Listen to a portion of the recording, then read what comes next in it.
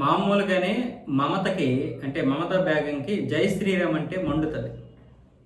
జై శ్రీరామ్ అనకూడదు, హిందువులు ఏ నినాదము చేయకూడదు, భారత్ మాతకి జై అని కూడా అనకూడదు. భారత్ మాతకి జై అని అన్నా లేకపోతే వందే మాతరం అన్నా అవి బీజేపీ నినాదాలు అయిపోతాయి.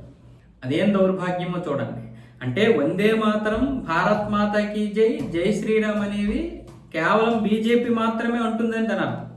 అంటే ఇప్పుడు బీజేపీ సిద్ధాంత బీజేపీ నినాదాలు ఇవి అయిపోయాయి అంటే దాని అర్థం ఏంటి? బీజేపీ మాత్రమే అంటుందని దాని అర్థం.